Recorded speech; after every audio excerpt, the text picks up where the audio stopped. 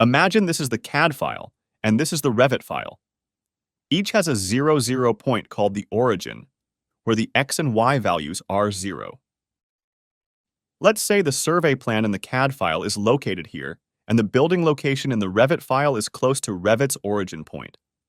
In this case, these points will be considered as each file's center point. Now, with each positioning option, different scenarios occur. Auto Center to Center locates the center of the CAD file in the center of the Revit file. Auto Origin to Origin places the CAD origin on the Revit origin.